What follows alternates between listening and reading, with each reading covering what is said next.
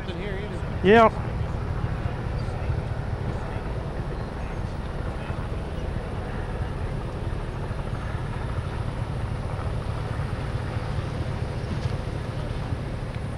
Yeah. Just log the media station in the parking lot. The corner of the street is going to be a parking lot.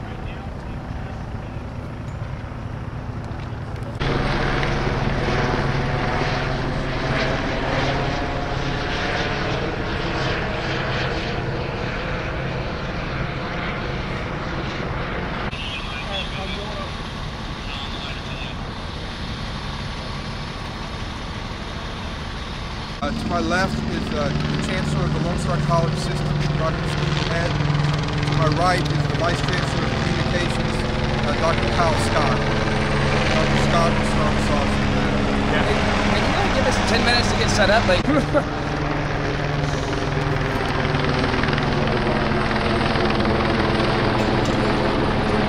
Chancellor Strategic Priorities for Lone Star College.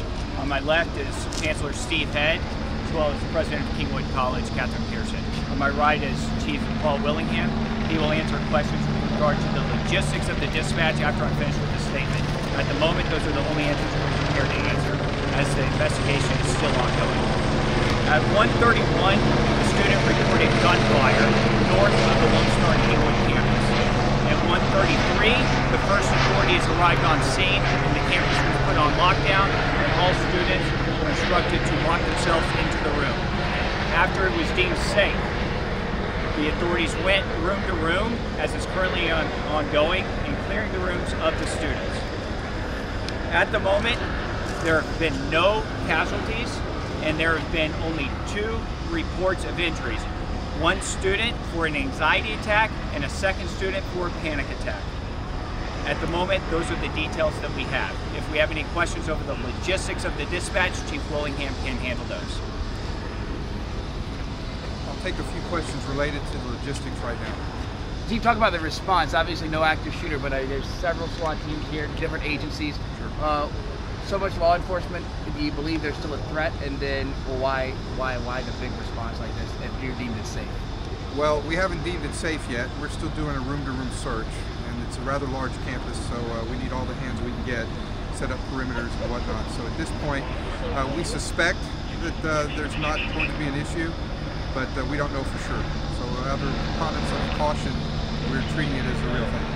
In the back of your head now, at this point, with no traumatic injuries from like a shooting or something along those lines, do you suspect that this is a great call? And if it is your message to the person who calls on the street, it's not a great call. We actually spoke directly with the person that reported it, and they heard what they heard.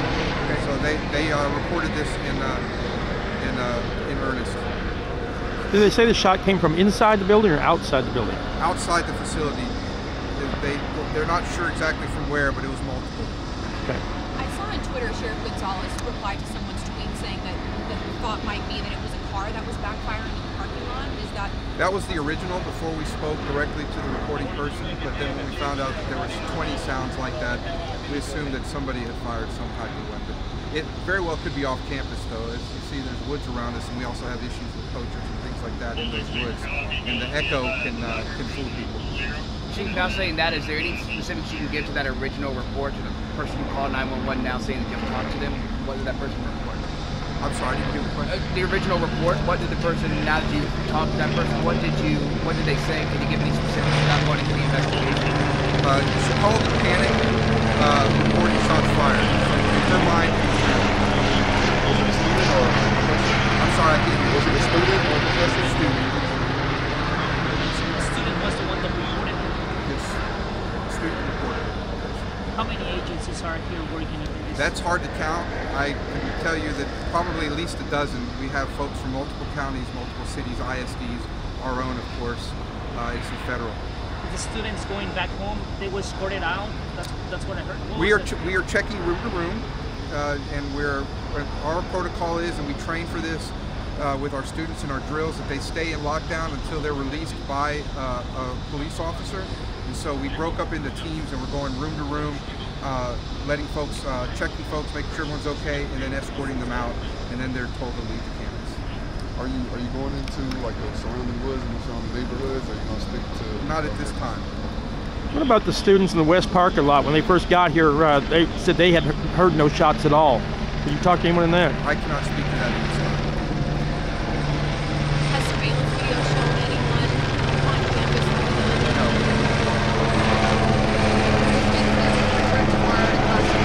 That hasn't been decided yet. That's not a decision I make. We need to take care of this first, and then we'll go from there.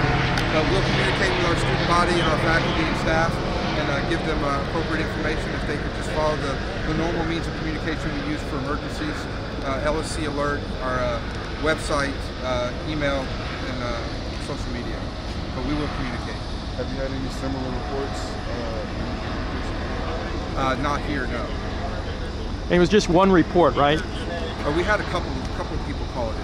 Okay. That's pretty much all I have right now. We'll as soon as we do a clearance and we get all clear, we'll do another chance for more questions. Maybe I have more information about it. Chief, is there any chance you can just tell us how many rooms specifically had to be cleared? How many buildings here? How many rooms do you know? We have 9 buildings, and most of them are multi-story. Right. So a lot of classrooms. I can't tell you the exact number. But of officers had to go room by room. room by room, and door by door, closet by closet, every single nook and cranny. How many students were on campus and staff members? That I do not know. How many students are there?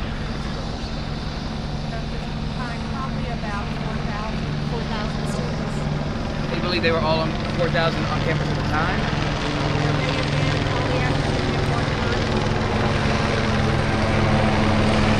What's your name?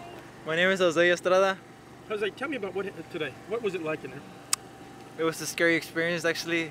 We were in class, everything was going like normal day, ready to take notes and stuff until the thing came out. This is not a drill, on that. I mean, I got scared. I was trying to go home with my baby girl right there. They wouldn't let you out of the classroom or anything? No, they could. I couldn't even go to the restroom. I almost peed on myself. That was crazy. They let you stay in? Had you just locked yourself in the class? Everyone was locked in the classroom? Yeah. We were there for like several hours, almost. What were they telling you? They were telling us to just remain quiet, turn your phones off, no sound, no noise. We couldn't even move. Well, we could move, but like not make a lot of noise just to alert the shooter, I guess. Mm-hmm. Yeah, but thank God nothing happened. But it was scary though. There was like lots of cops, lots. And what did you think when you came outside? They brought you out with your hands up? Yeah, we had to. Yeah, they had big guns, like a bazooka in there. It was crazy. Quite a few officers inside the building? Yeah. They didn't let us get our stuff or anything. They were just like trying to get everybody out as soon as possible so they could evacuate everything and search the whole place. That's just scary. Okay. All right.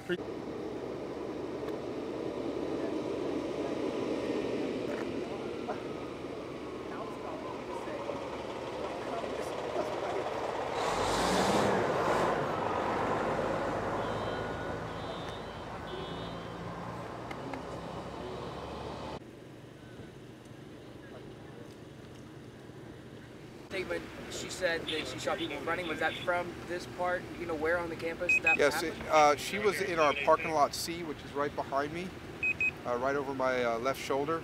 And she heard the shots coming from the street side, which is over to my right, which is between the parking lot and the campus. There's a lot of wooded area in that location, and there's also a lot of wooded area around us, and so it also could have been echoes. That just could have been where she perceived the shots or the sounds coming from.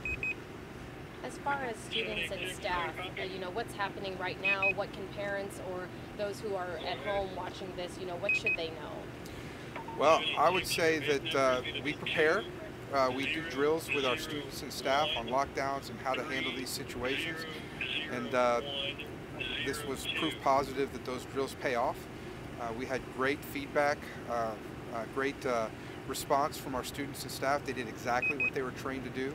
They locked down, and then the officers from multiple jurisdictions came to assist us, and we came from all over our various campuses, and we did what we were trained to do. So this, I think, can be deemed as a successful operation and a successful example of what prepreration can do in these types of situations.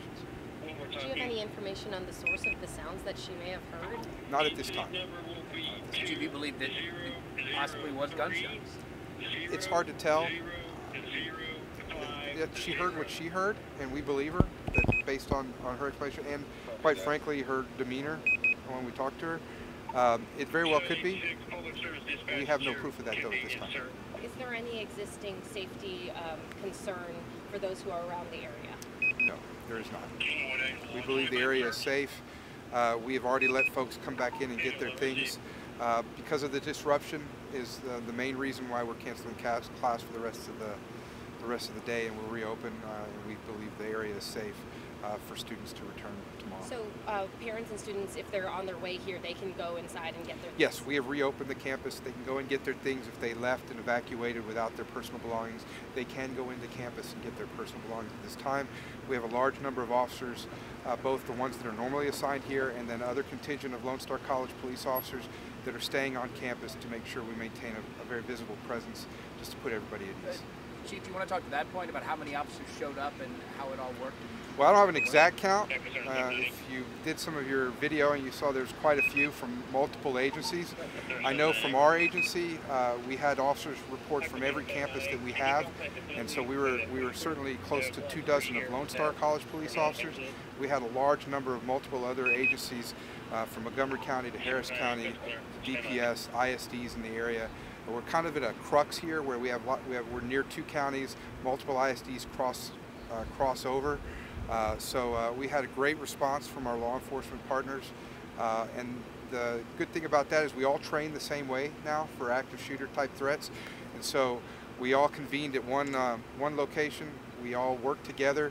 We had multiple agency teams doing these searches, and we were able to communicate with shared radio frequencies. So all the things that we've prepared for in these types of situations did pay off when it came down to us actually executing. My last question is, this day and age you can never be too careful.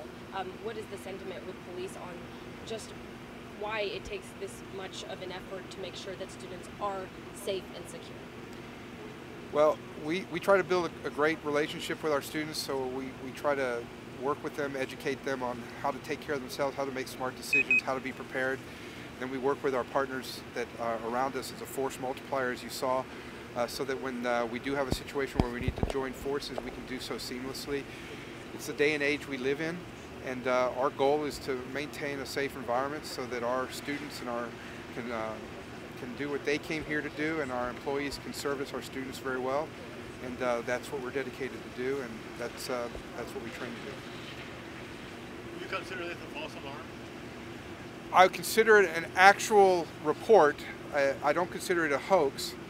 I consider it a report that actually occurred. It turned out that we have no evidence that there was any threat. Like I said, it could have been gunshots.